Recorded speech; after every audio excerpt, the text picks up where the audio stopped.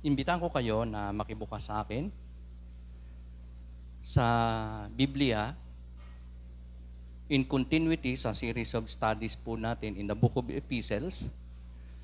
And I would like to request you to join me in reading our passage for today in Philemon, verse 1 hanggang 21.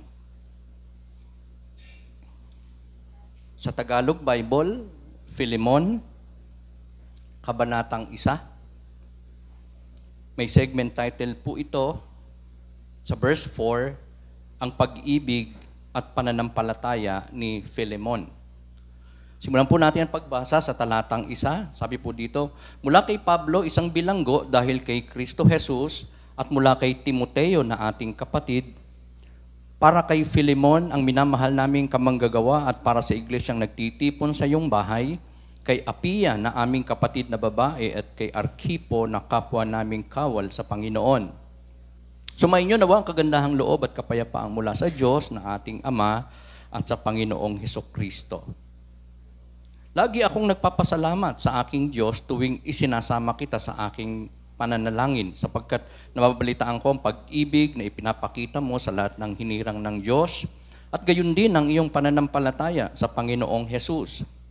Idinadalangin kong ang pagkakabuklod natin sa isang pananampalataya ay magbunga ng mas malalim na pagkakaunawa sa mga kabutihang dulot ng ating pakikipag-isa kay Kristo.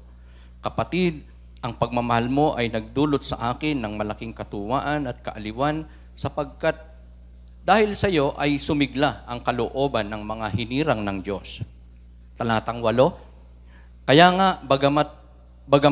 bagaman bilang kapatid mo kay Kristo ay malakas ang loob kong iuto sana sa iyo ang nararapat gawin, mas minabuti kong makiusap sa iyo sa ngalan ng pag-ibig.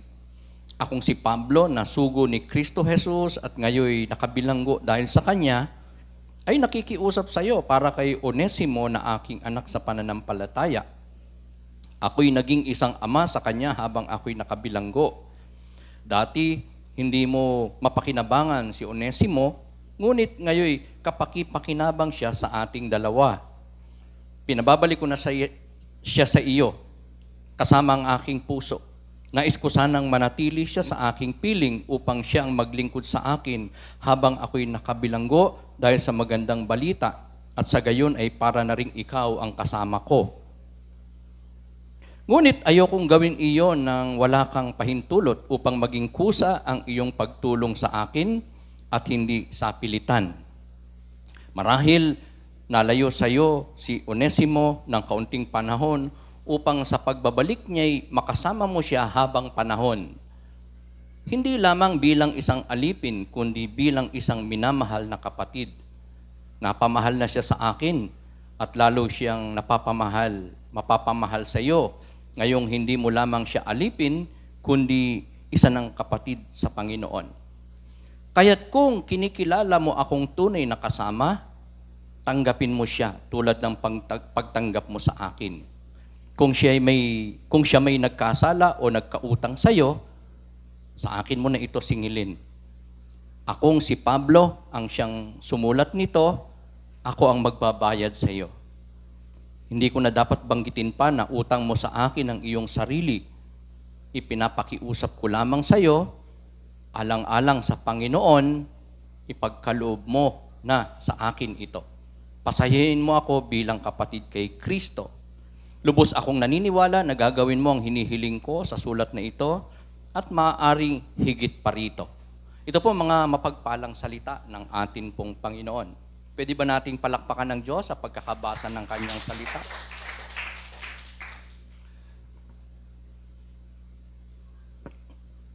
Ang binasa po natin na mga talata ay sulat po ni Apostol Pablo na nasa Roma sa panahong ito, sa kanya pong anak sa pananampalataya na si Philemon o si Philemon na nasa Colossae. So, ang layo po ng Colossae sa Rome o sa Ephesus ay 120 miles. So, nasa magkaiba po silang lugar ni Paul at ni Philemon, pero meron po silang link sa isa't isa. Walang iba kundi si Onesimus na runaway slave ni Philemon. So, si Philemon ay hindi po bunga. Hindi po siya kasama ni Apostol Pablo sa panahong ito. Magkahiwalay po sila. At si Apostol Pablo ay never pa na nakapunta po ng Colossae. So, the only link in between them, bagamat bunga po sa pananampalataya ni Apostol Pablo si Philemon nung siya po ay nag-mission sa Ephesus, at ito namang si Philemon from Ephesus ay umuwi sa kanila at nagpasimula ng gawain doon, at siya po ay nag-cater ng mga mananampalataya sa kanya pong tahanan. So the place of worship o the church gathers in the house of Philemon. At si Onesimus ay kanyang slave na iniwan siya, naglayas, tumakbo, at nagpunta ng Rome. At doon niya na-meet si Apostol Pablo. So si Onesimus na tumakas bilang alipin sa kanyang master na si Philemon ay hindi po coincidence, hindi po aksidente na magkita sila ni Apostol Pablo, kundi a providence of God. Niloob ng Diyos na siya po ay mawala sa piling ng kanyang master na si Philemon para sa Rome, ma-encounter niya ang isang lingkod ng Diyos, si Apostle Paul, at siya ay makakilala sa Panginoon. So, to cut that story short, naging believer, naging Christian, na born again. Itong si Onesimus, the runaway slave ni Philemon sa Rome, sa pamagitan po ni Apostol Pablo. So, in our passage today, i-share ko po sa inyo ang makikita natin sa atin pong passage na mga roles, Christian roles, mga function, part, o kaya ay mga activity o gawain o karakter, 'di ba? Sa pelikula ganyan po, 'di ba? May mga role yung mga artista, kanya-kanya silang role. Merong bida, may kontrabida. Ayan. Kung tayo ba magkakapelikula, ano ba gusto nating role? Of course, bida, no? Ayaw natin na maging kontrabida. Bagamat sa totoong buhay, merong mga kontrabida. Merong po mga Kristiyano, minsan nagiging kontrabida. Pero dito po sa ating passage, ang atin pong titignan ay mga role, character, function, part ng Kristiyano sa kanyang gawain, sa loob ng simbahan, at sa paglilingkod sa Panginoon. Christian roles. So ano yung mga importanteng roles? 3 po yung ating nakita na mga character, function, role. Nino? Una na si Apostol Pablo. Man din ng mga mananampalataya around them. Even so si Philemon. At I believe, mga kapatid, ang mga roles na to, character na to, function na to, part na to, ay hindi lamang po pang Old Testament time, pang New Testament time. I believe so. Nagsimula ito noon pa at hanggang ngayon ay mga roles, part, function, characters na dapat nasa mga mananampalataya in this modern time. So what are the 3 important roles of the believers since then and now? Ang una po ay to be appreciating companion. To be an appreciating friend or companion. Dahil si Apostol Pablo po ay nakita po natin na nagpahayag sa ating passage ng kanya pong malalim na pagmamahal kay Philemon. Sinulatan niya siya, bagamat malayo, at siya ay kanyang pinupuri. Ganyan po si Apostol Pablo nating makikita na isa po siyang team leader. Siya po ay gumagawa sa Panginoon, naglilingkod sa Diyos nang hindi nag-iisa, hindi nagsosolo, hindi one-man band, hindi one-man island ang buhay ni Apostol Pablo. Sa paglilingkod sa Diyos, nag-i-integrate po siya ng mga nako-convert sa pananampalataya. Bunga man niya o hindi, kanya silang kinakatuang, ginagawang kamanggagawa. Kaya nga, kung mapapansin niyo ang kanyang mga letters, epistles, palagi po na binabanggit niya ang kanyang mga kamanggagawa. Hindi lamang yung mga addressee, hindi lamang yung mga pinapadala niya ng sulat gaya ni Philemon, man din ang kanya po mga kasama, even if siya ay nakakulong, magandang kalagayan, ano man ang kanilang ginagawa, kanya silang binabanggit at pinupuri, ina-appreciate. Especially si Philemon sa panahon pong ito, na sinabi ni Apostol Pablo na isang taong mapagmahal sa Diyos, may takot sa Diyos, nagtitiwala sa Diyos, naglilingkod sa Diyos, man din sa mga tao, especially to the people of God. Siya rin ay nagmamahal na man of God sa Panginoon at sa tao. So, naging blessing po itong si Philemon, hindi lang sa pangalan ng Panginoon, hindi lang sa gawain para sa Panginoon, man din sa mga mananampalataya.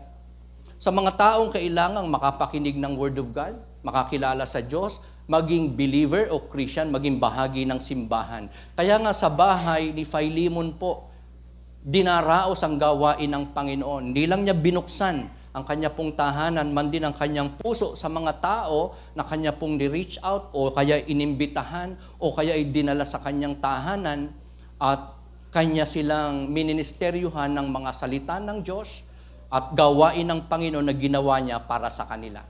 So si Apostol Pablo po ay isang appreciative na tao nating makikita. Kaya siya po ay naging appreciating friend.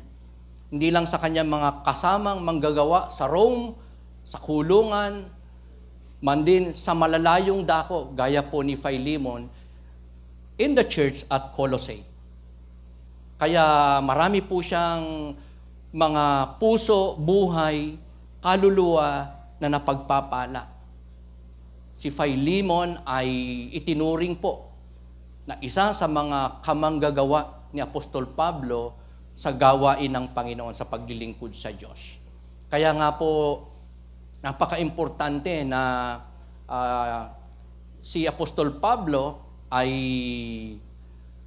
sumulat, hindi lamang para mag-appreciate, kundi meron siyang maiparating na pagsamo sa kanyang kamanggagawa na si Philemon, tinuring niyang fellow workers. Halimbawa sa atin pong church, meron po tayong naging bisita at ni-reach out mo siya, nadala mo sa Panginoon. Hindi lang naging member ng church, kundi isang araw, naging servant siya ng Panginoon, naging worker siya, naging leader. Meron po tayo mga ganyang karanasan. Isang napakaganda po yun, na proseso sa buhay ng isang unbeliever, tapos naging believer, tapos naging servant of God, naging co-worker mo, naging co-laborer mo. Ganyan po naging kalagayan ni Philemon with Apostle Paul, with Paul to Philemon, na sila po ay naging magkamanggagawa, maging fellow worker. At marami pang tinuturing si Apostol Pablo ng mga fellow worker po niya. Ako po, tayo po ngayon, meron po tayo naging co-laborer o fellow worker. Pastor Albert, galing po sa ganyang kalalagayan na win natin sa Panginoon at na-edify ng salita ng Diyos. To cut the story short, ngayon po ay co-laborer ko na po. Kagaya ko na po. Kasama ko na po na nagpapastor at naglilingkod sa Panginoon. Pwede ba natin tingnan ating mga katabi? Ayan, ang ganda na tayo po ay co-workers in the Lord. Hindi lamang kapwa mananampalataya, kundi nawa, co-laborer, co-worker, kamanggagawa sa kalooban at gawain ng Panginoon. So yan po yung una na makikita po nating importanteng role ng mga believers, especially Apostle Paul, man din ang isa po sa atin, even in this modern time, na tayo po ay maging mga appreciative na mga kaibigan, kapatiran, appreciating companion. Okay? Di ba tayo ganyan? Gusto natin, as human being, may desire tayo na makarinig o may magawa sa atin na appreciation, pagpuri.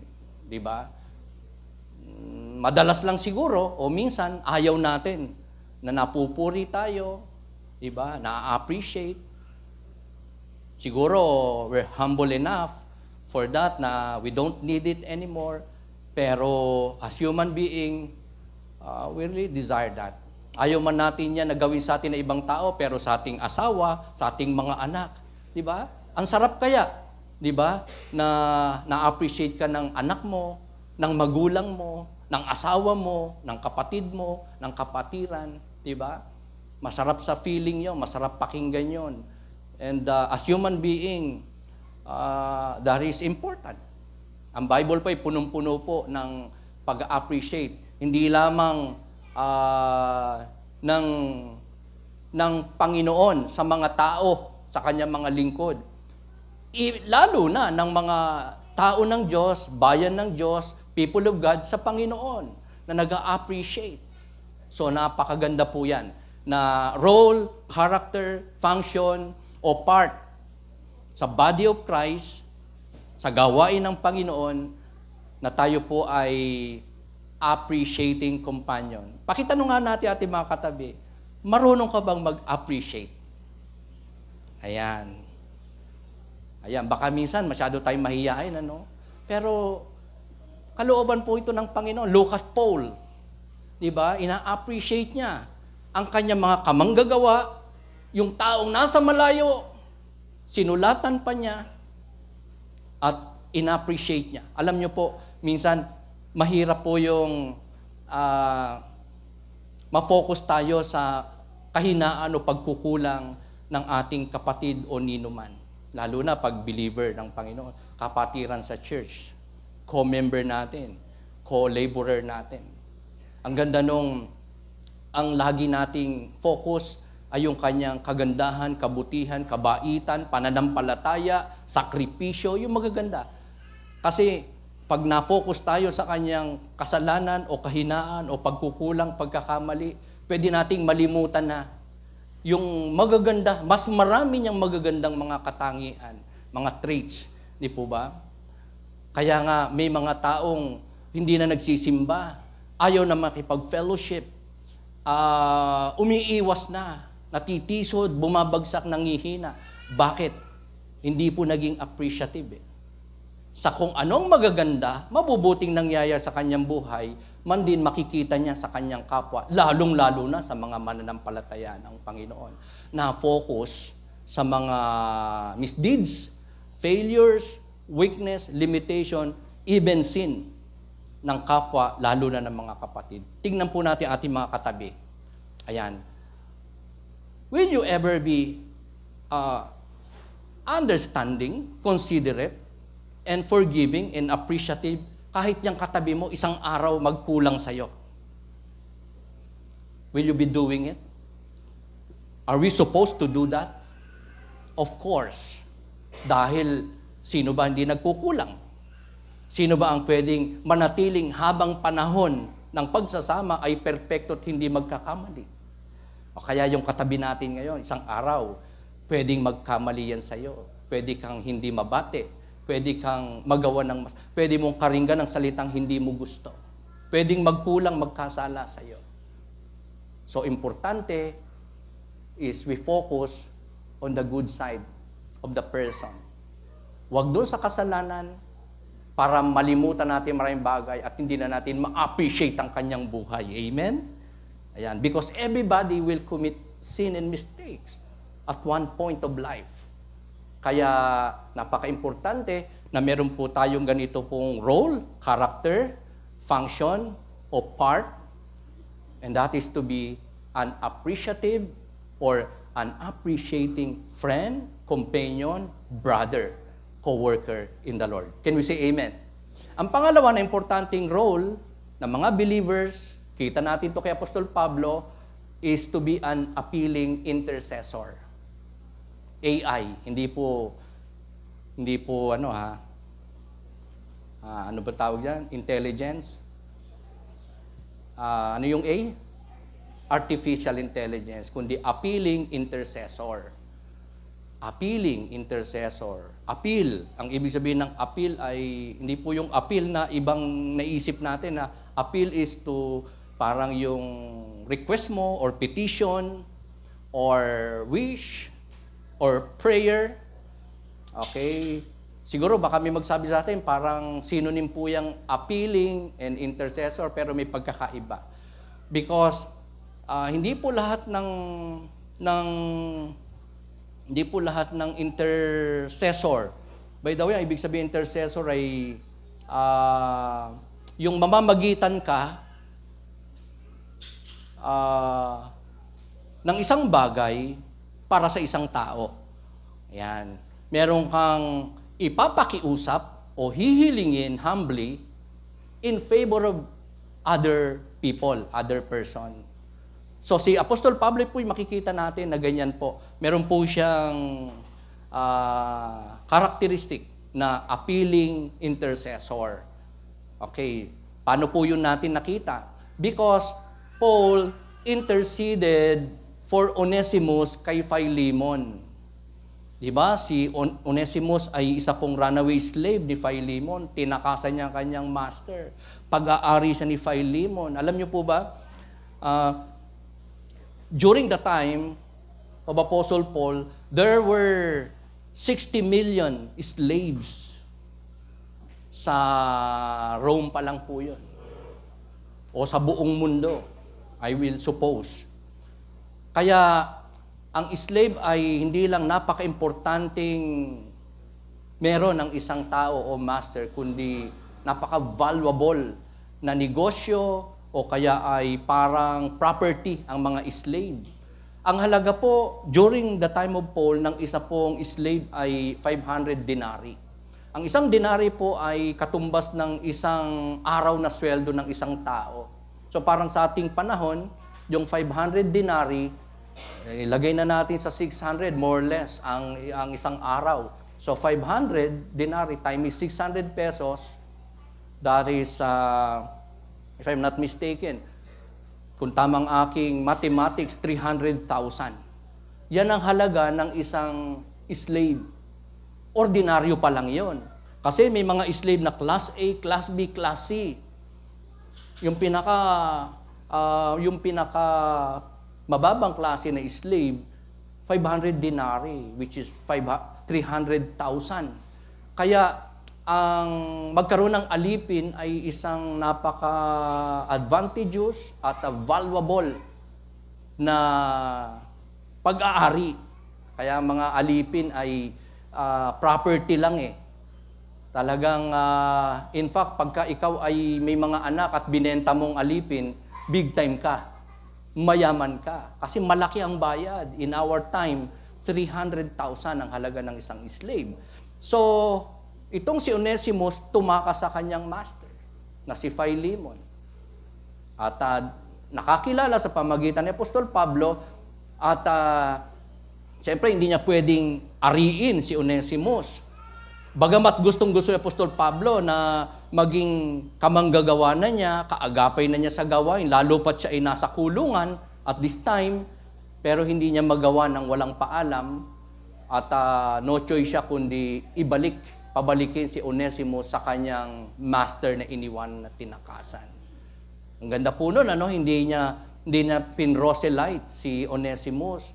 Sa ating panahon, ganyan po, uso yan eh. Yung bang, halimbawa, may dadalo dito, galing sa ibang church, nagtampo sa pastor niya, natisod kay brother, kay sister doon, o may inayawan doon, masama ang loob, hindi na pagbigyan, sisimba sa iba, tapos bigla-bigla, walang kaabog-abog, i-integrate ng pastor na sinimbahan, lalo na kung yan ay may sinasabi, may arrival, yung iba hindi naman lahat, talagang dinadakma yan, sinusunggaban yan. Last Sunday, 2 Sundays ago, may umatin po sa atin. Kilala ko yung pastor niya. Pero Sabi ko, sa mahaba naming pag-uusap at mga kwento niya, I sympathize, nag-identify ako sa kanya. Dinamdam ko yung kanyang pain situation. Pero at the end of our conversation, by the wisdom of God, glory to God, I advise him, hindi tama ang iyong dahilan. Bumalik ka sa iyong pastor, magpatuloy ka doon, maglingkod ka sa Panginoon, huwag kang titigil. Hindi natin kinuha isang napaka-faithful na worker ng isang church. Kung sa iba-iba yan, talagang dadakmain, ipoproselyte na, no? Parang ayaw mamingwit sa ilog o dagat, sa aquarium ng may aquarium na mimingwit. That is Paul, mga kapatid. Hindi po niya ininteres. Si Onesimus na napakalaking pakinabang, co-worker na po niya. Pero sinunod niyang kalooban ng Diyos, pinabalik niya kay Philemon, may atraso po doon, kailangang magkaayos, kailangang magkasama uli, kailangang maglingkod sa isa't isa, lalo na sa Panginoon. At yun ay makakapagbigay kay Apostol Pablo ng kagaangan sa puso. Ma-alleviate yung kanyang burden kapag tinanggap ni Philemon ang isang runaway slave niya, si Onesimus, sa Colossae. At magiging blessing sa maraming tao, si Philemon, kung tatanggapin niyang muli si Onesimus, patatawarin, mandi si Onesimus magiging blessing po kay Philemon sa maraming tao, at si Apostol Pablo mismo ay magagaangan kapag nagkaayos po yung dalawa, yung mag-amo sa kanila pong hindi maganda na relasyong nasira. So, to refresh Paul's heart and to be a blessing to his slave, Onesimus, who became a believer, ay isa sa mga appeal. Pakisabi nga po natin, appeal. Okay. Pagsamo ni Apostol Pablo kay Philemon, natanggapin niya, patawarin, pabalikin si Onesimus sa kanyang piling, sa kanyang tahanan. Alam niyo po, si Apostol Pablo ay truly man of God na obedient sa kalooban ng Panginoon. As an apostle of the Lord, pwede pong hindi niya daanin sa pakiusap o paghiling na tanggapin ni Philemon si Onesimus. Bilang apostol, pwede siyang gumamit ng authority. Pwede siyang mag-instruct lang, diretso na. O Philemon, pinababalik ko dyan si Onesimus sa'yo, yung runaway slave mo. Tanggapin mo siya. Sa ayaw mo sa gusto. Parang ganon, di ba? Pwede naman. Pero hindi po niya ginawa. Dinaan po niya humbly sa isang pakiusap. Pakiusap, request, appeal, motivated by love. So, mas pinili ni Apostol Pablo na ang maging dating ay appealing. Ayan. Sa ating buhay, maganda po yun na application. Na bagamat tayo po may authority, tayo po ay bossing, o tayo yung leader, para maka-influence tayo ng iba, hindi natin dinadaan sa posisyon, hindi natin dinadaan sa galit o takot. Hindi po natin, para mapasunod ng tao, dinadaan natin sa matalim na titig, o kaya ay masamang salita, kundi sa isang malumanay at may kababaan at kapakumbabaan na kahilingan. Sa isang tao, para siya ay sumunod, para siya ay may gawin, para siya ay maglingkod sa Panginoon. That is Apostle Paul. He preferred to appeal in Christian love. Mga kapatid, ang sabi ng Galatians 3:28, there is neither Jew nor Greek, slave nor free, male nor female, for you are all one in Christ Jesus. So si Onesimus po, dating slave, pero nakakilala sa Panginoon, kaya wala na po siyang pagkakaiba kay Philemon, kay Paul, at sa ibang mga mananampalataya when it comes to common denominator, and that is the Lord Jesus Christ. Ibang-iba sa panahon po ng Old Testament time, tapos sa pagpasok ng New Testament time, kung saan sikreto pa po ang isang plano ng Diyos na magliligtas din siya ng mga Gentile people, mga pagan, mga heathen. All they know, ang bayan lang ng Diyos, ang ililigtas lang ng Diyos, ang mga anak ng Diyos ay mga Jews o Israelites lang. That's what they know. That's what they believe in the Old Testament times. Because hindi pa hinahayag ng Diyos ang kanyang sovereign plan. Pero, di ba, in the life of Peter, nakakita si Pedro sa kanyang pangitain ng kumot na lumaylay sa kanyang harapan. May mga lamang hayop na iba't ibang uri ng hayop na marurumi. At ang sabi ng Diyos, kumuha ka, pumatay ka, at kainin mo. To cut that story short, ang ibig sabihin po noon is that may mga Gentile people, heathen, pagan, hindi po Israelites, non-Jews, na ililigtas din ng Panginoon. Makakakilala rin sa marireach din ng gospel, makakakilala kay Jesus Christ. At lalo na, nung si Apostol Pablo na ay sinugo, nakakilala kay Lord si Apostle Paul, at ang ministry mo, Jesus said to Apostle Paul, is to reach out the Gentile people. Kaya nga, si Apostol Pablo ay tinawag ng Diyos, ng Panginoong Jesus, to minister to the Gentiles, hindi po sa Jews. Si Peter po sa mga Hudyo. Pero si Apostol Pablo sa mga Gentile. Kaya nga, sa panahon pong ito ng ating passage, si Onesimus, na isang slave dati, pero naging Christian, naging believer, ay wala na pong pagkakaiba sa kanyang master. There is neither Jew nor Greek, parang sa ating panahon. Di ba?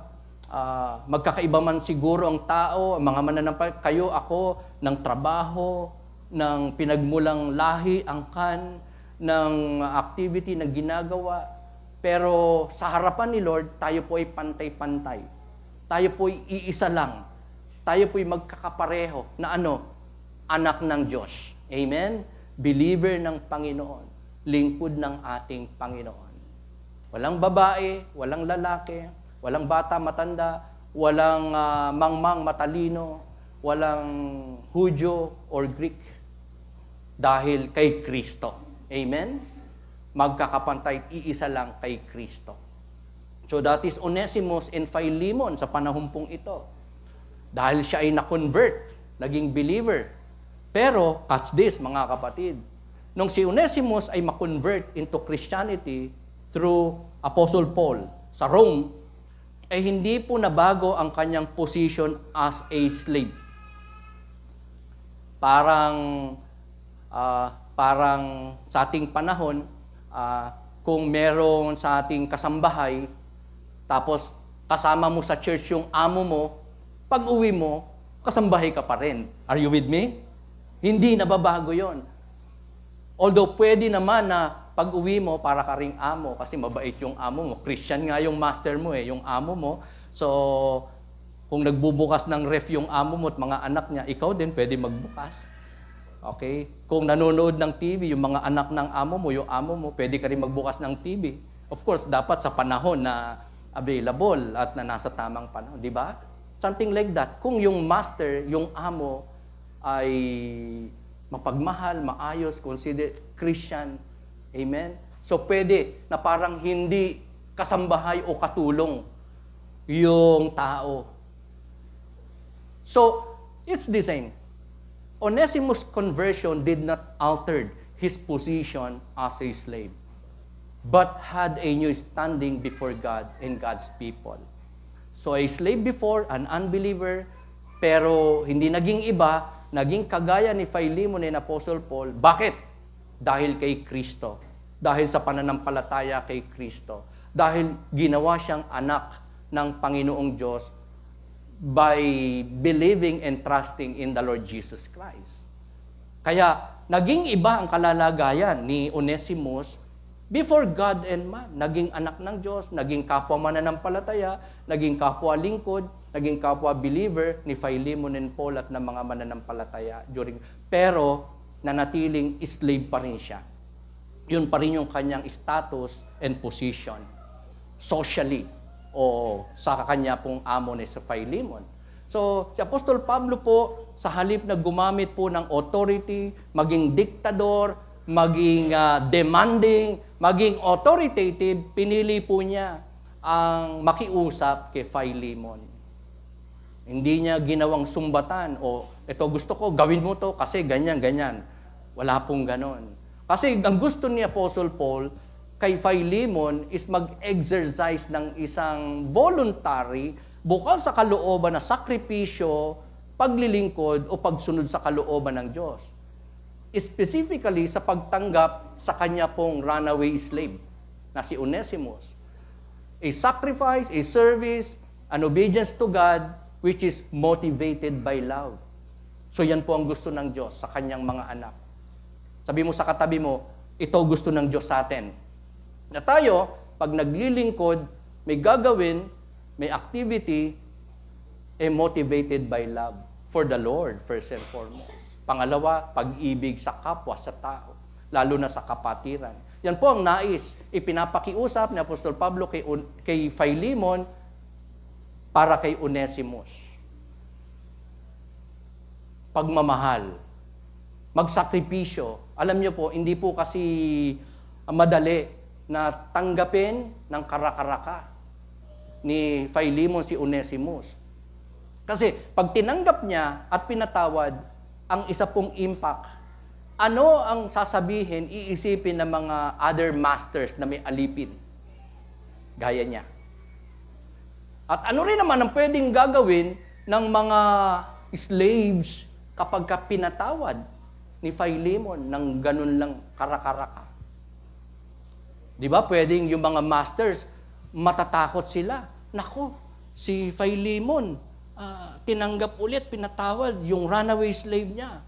Kasi po, meron po mga masters na so cruel na kapag tinakasan sila ng kanilang slave at nahuli, kahit hindi sila makahuli, according to the law, pwede nilang angkinin, pwede nilang isuko, isurrender, o pwede nilang gawin kung ano gusto nilang gawin sa isang slave na tumakas.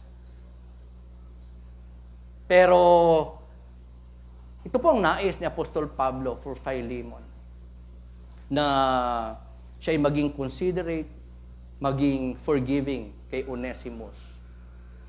Lamang siya po ay parang nasa pagitan na nag-uumpugang bato. Gusto niyang tanggapin at patawarin, pero inaalala niya yung mga masters, kung ano magiging reaksyon. Pwede siyang i-condemn, hindi maintindihan, matakot yung mga masters, baka i-petition siya. Pag naman pinatawad niya si Onesimus, dahil nakakilala na sa Panginoon, believer na, Christian na, ano naman ang impact no sa other slaves around? 60 million. So siguro pwedeng mangyari na yung ginagawa ng maraming tao, even in this modern time, na para makakuha ng mga benepisyo, magpapamiyembro sa isang church. Marami pong ganyan. Dahil yung church ay nagpapa-scholar, sisimba, para yung anak nila mabigyan ng libreng uniforme, mabigyan ng tuition fee, mabigyan sila ng livelihood. Ayan. Siguro yung iba, dahil maganda sa church, mababait, tapos napaka-assimilating nila, appreciative sila, so maganda sa church. Pero hindi talaga sa Panginoon ang dahilan. So, yan po ang isa na disadvantage. Dilemma nitong si Philemon, kapag tinanggap niyang muli si Onesimus, may mga masters pwede pong maapektuhan, ang mga slaves naman pwedeng magsamantala. Oh, maganda pala. Pwede pala ako makakuha ng freedom sa aking master kung ako ay magme-membro sa CBC. Pwede pala ako magkaroon ng freedom ng mga benepisyo kapag ako ay nanampalatay, na born again. So yung iba magpapanggap na lang. So magkakagulo. That's the dilemma. That's the problem of Philemon patungkol kay Onesimus. So, itong si Onesimus, mga kapatid, ay pinababalik ni Apostol Pablo kay Philemon. Pero may problemang malaki si Philemon sa pagtanggap. Bilang Kristiyano, gusto niyang patawarin, gusto niyang tanggapin, pero may effect sa masters and other slaves. Kaya si Apostol Pablo na rin po ang gumawa ng paraan. By way of appealing to him, guiding him what to do, tapos kinonvince niya si Philemon na tanggapin, patawarin, sumunod sa kalooban ng Diyos si Philemon, at yun sa pamamagitan ng isa pong proposal.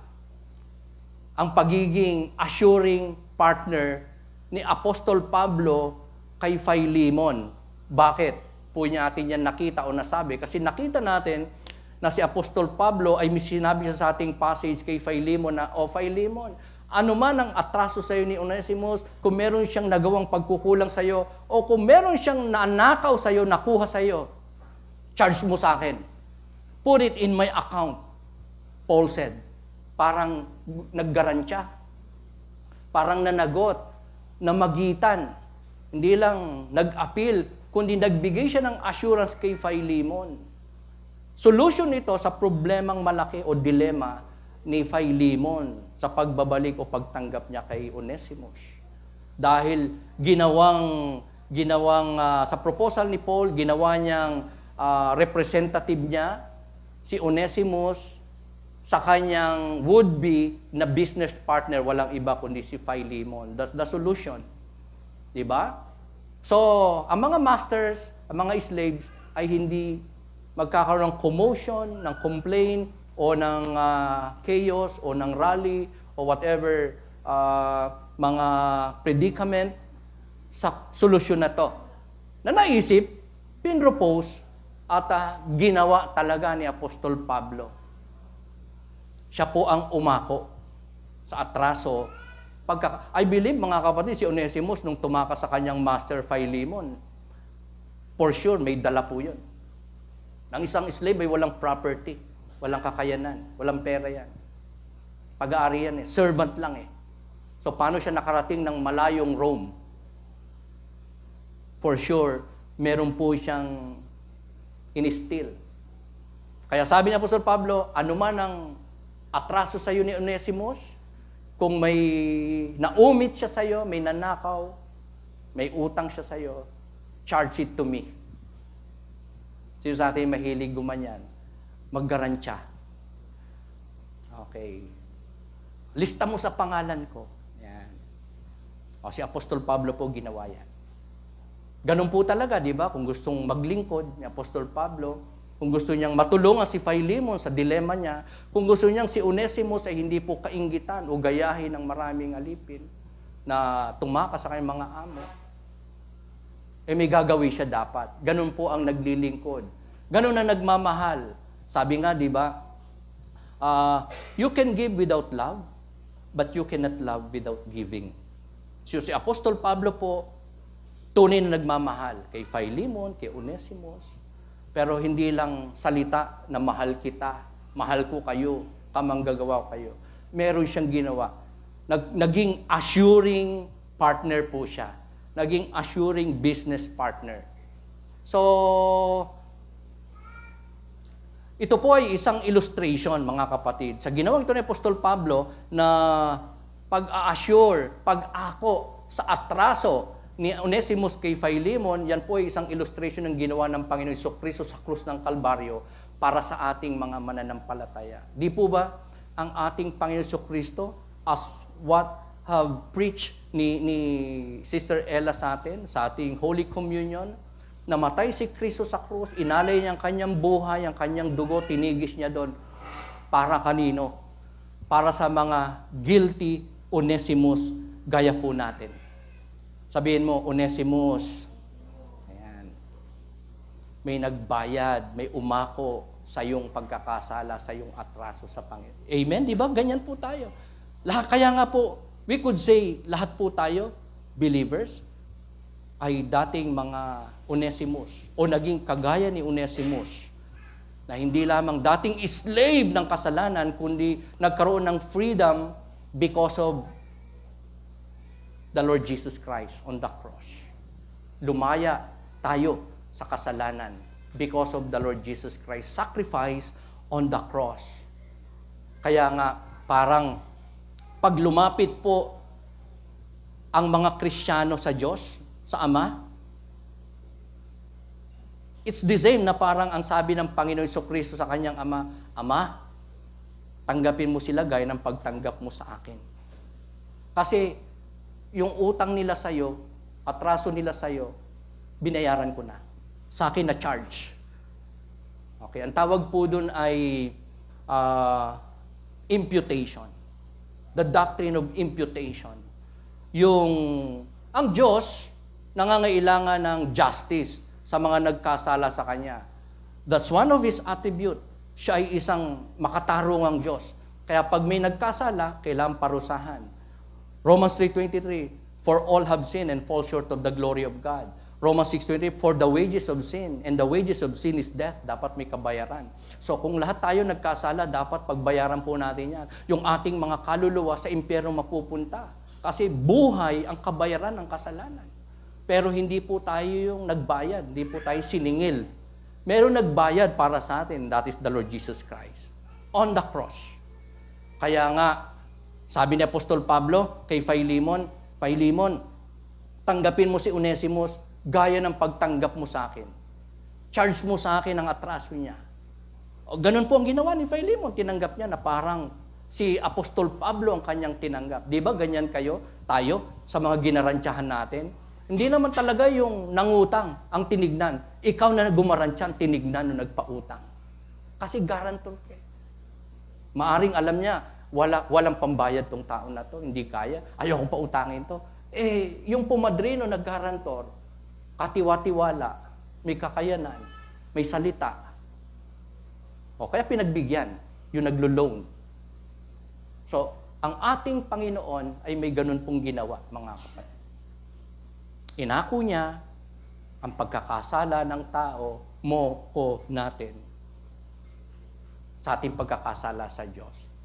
Hindi po tayo ang nagbayad, may nagbayad para sa na-impute, na-charge kay Kristo ang kabayaran ng kasalanan, dapat tayo po ang magbayad. So, sa ating Panginoon, mga kapatid, hindi po natin kayang makalapit sa Diyos kung ang gagamitin lang natin sarili nating kabutihan, kakayanan, kalakasan, resources. Wala pong makakakilala, makakalapit, makakapaglang pananampalataya sa Diyos apart from the Lord Jesus Christ. Amen? Wala. Kahit lahat ng reliyon, pasukin mo. Lahat ng mabubuting gawa, gawin mo. Lahat ng tagumpay, nasa iyo. Apart from faith in the Lord Jesus Christ, you cannot be part of God's family. You cannot be a child of God. Kaya ang ganda na nangyari, medyo challenging talaga yun kay Philemon na kung hindi siya mananampalataya at hindi niya naunawan ang kalooban ng Diyos, may hirapan siyang tanggaping muli at patawarin si Onesimus. But because siya ay believer, naging madali. May common denominator silang tatlo, and that is God. Dahil sa ginawa ng Panginoon sa krus ng Kalbaryo. Kaya itong si Onesimus, we believe, nakabalik talaga, tinanggap, pinatawad, at naging bahagi uli ng pamilya. Biruin nyo, mga kapatid, ang ginawa ni Kristo sa krus, kaaway tayo ng Diyos, slave of sin, bound to hell, pero dahil sa sakripisyo ni Kristo, siya nagbayad, na-impute sa Kanya, na-charge sa Kanya ang ating atraso. Ano po nangyari? A guilty sinner like you and me ay naging family of God. Naging mga anak ng Diyos. Naging bahagi ng iglesia ng Diyos. Parang si Onesimus, nung makabalik kay Philemon, hindi lang bilang isang slave, kundi miyembro ng pamilya ni Philemon. Sino po sa atin ganyan sa kanyang kasambahay, katulong, na kung ano kinakain mo, kinakain din niya. Kung ikaw ay umuupo sa sopa, umuupo din siya. Kung ikaw ay nahihiga sa sopa, humihiga rin siya, nakadekwatro pa. Hinahayaan mo lang. Kasi ang tingin mo, pamilya hindi kasambahay. Ang tingin mo ay bahagi, membro ng pamilya. Kaya, relax ang kasambahay. Relax ang bisita sa bahay. Relax ang nakakatira.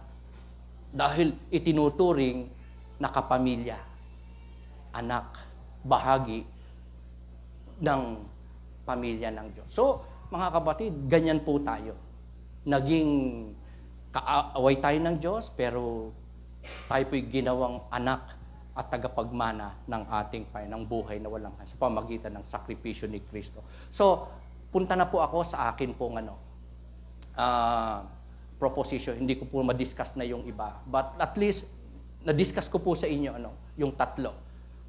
Na Christian roles. Nakita natin kay Apostol Pablo in the Old Testament, in New Testament time, hanggang sa ating panahon, mga roles, character, function, part, na marapat na sa atin din po bilang mga mananampalataya, kagaya nila. Na klaseng mga roles. Appreciating friend or companion. Hindi po air condition yung AC, ha? By the way, hindi lahat ng CR mabaho, ha? Maraming CR mabango, ha? Christian roles. Okay? Hindi air condition, kundi appreciating companion. Hindi po artificial intelligence, kundi appealing intercessor. And the last but not the least, hindi Associated Press, ha? Assuring partner. Ito po yung mga roles. Since then, until now, di ba tayo mahilig po tayo sa throwback? Ayan.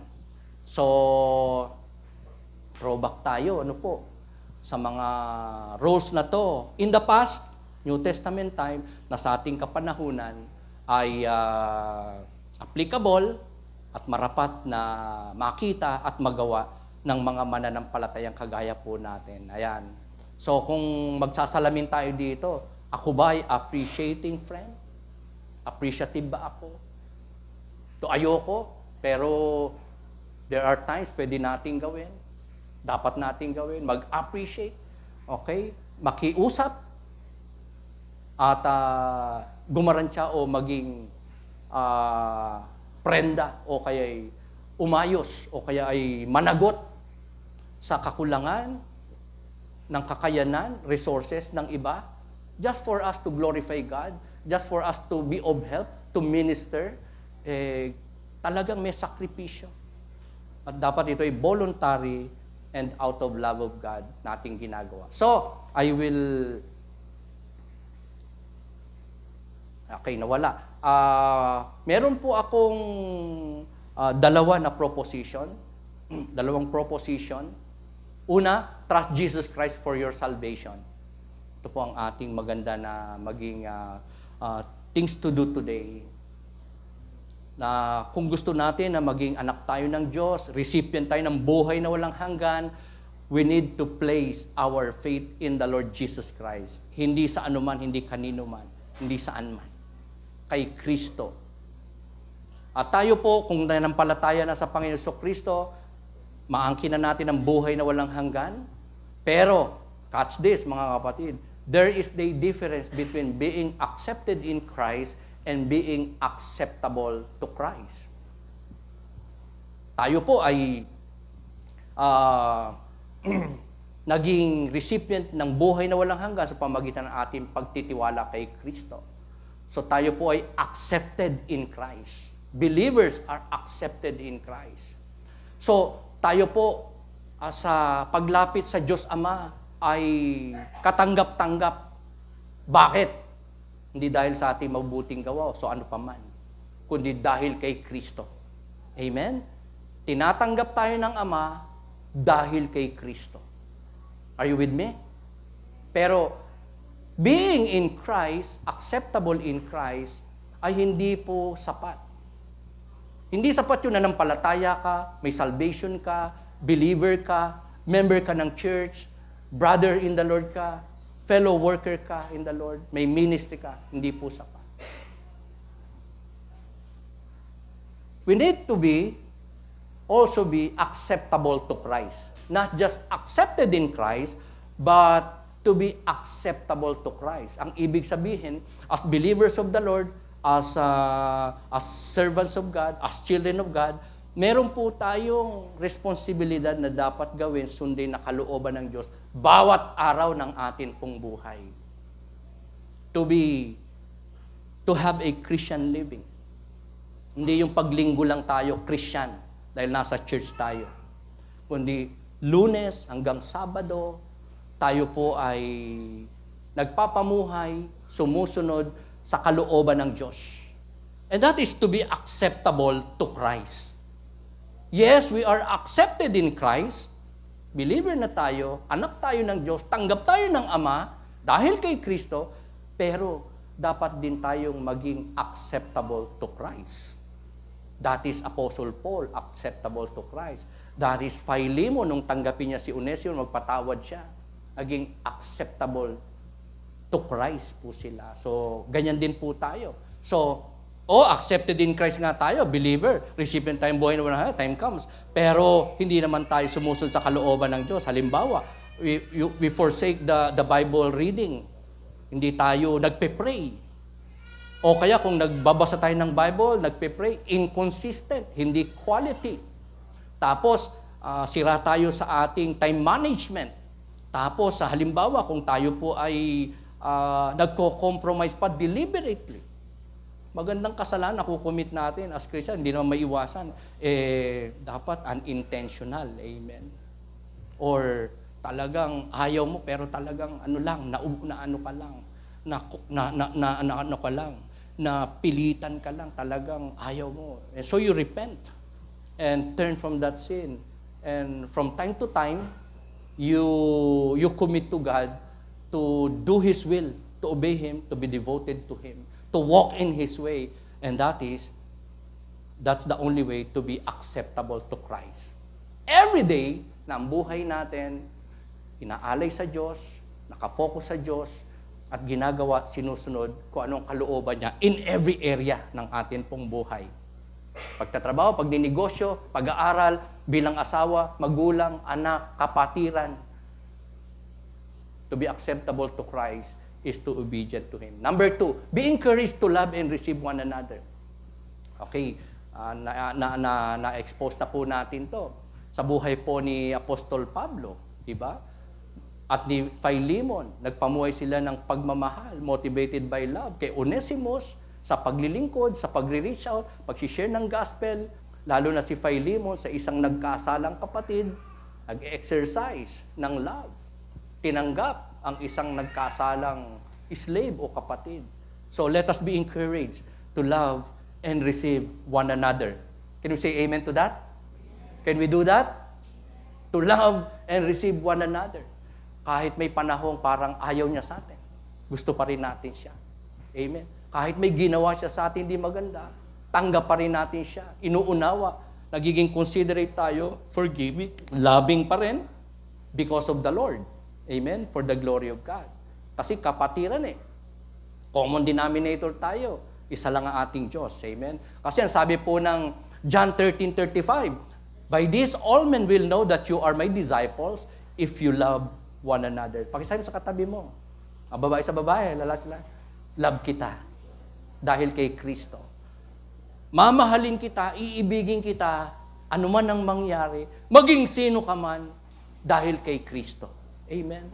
Dapat ganyan po. Alam nyo, kung ito po ay na-exercise ng believer, wala pong pwede maging awayan hiwalayan. Division. Are you with me? If people of God love one another, forgives one another, being considerate with one another. Kung tanggap natin ang isa't isa, I believe so. God is glorified. God will be glorified. Okay, so, pakimove, Sister May, sa huli, isang insight before I close. Catch this, mga kapatid. The better we know Christ and experience His blessings, the more we need to serve Him and share His blessings. Nakakilala tayo sa Panginoon. Halimbawa, naglaga ka ng panampalataya kay Kristo. Ikaw ay believer na ng ating Panginoon.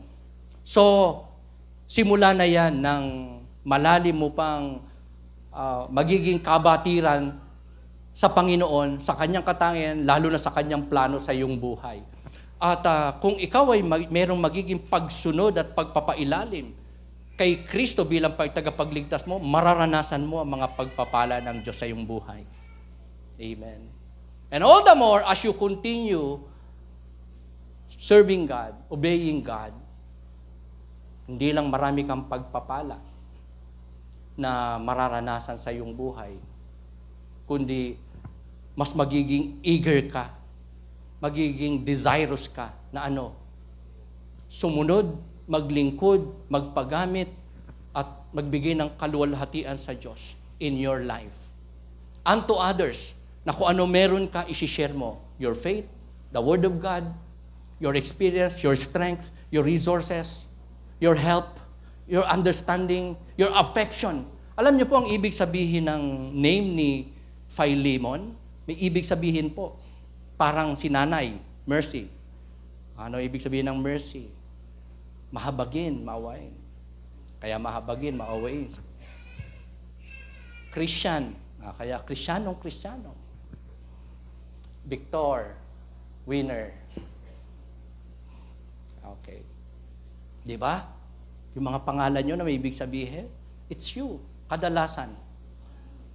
Wag lang yung ang pangalan, Rose, pero ang baho naman, hindi po ganon.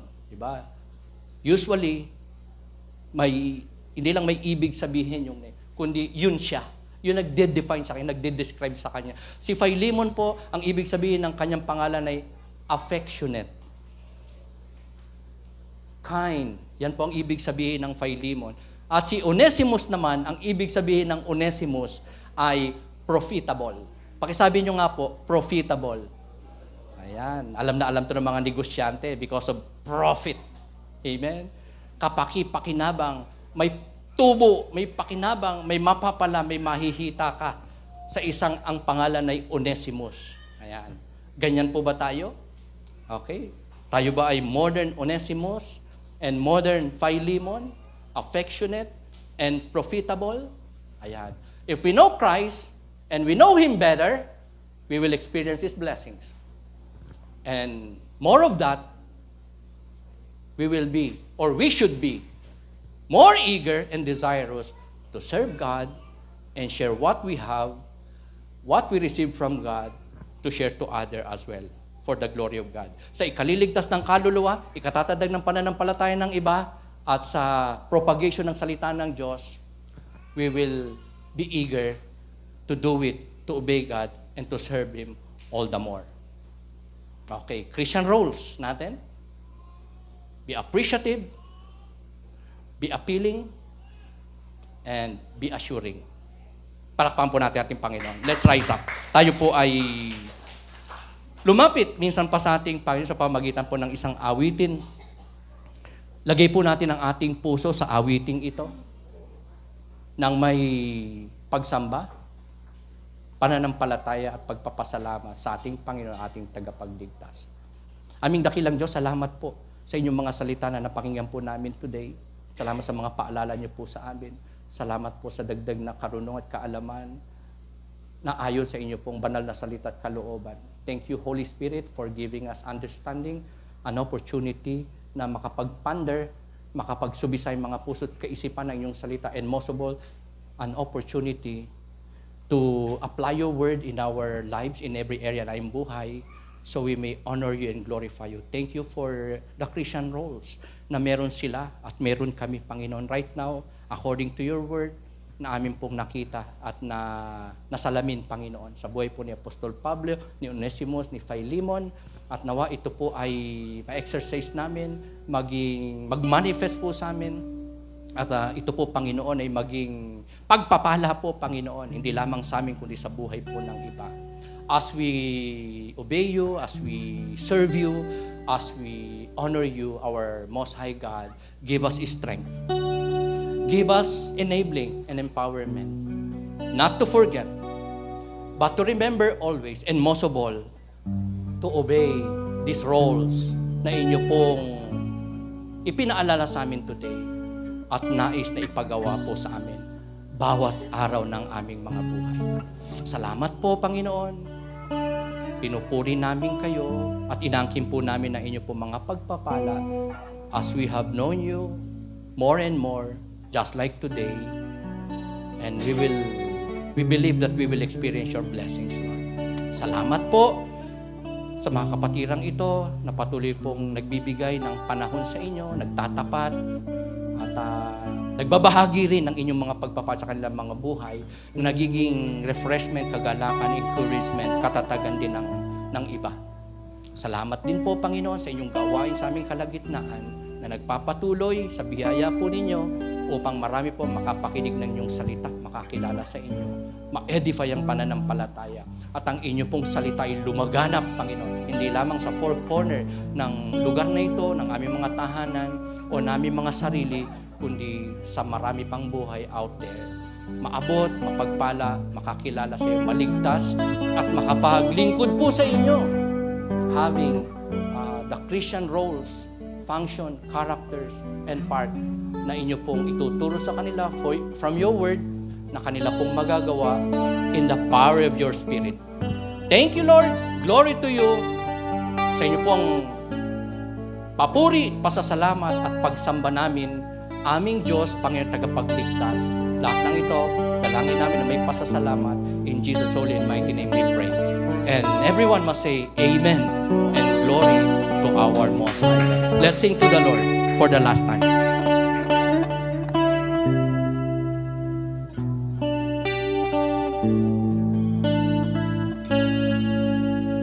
This is my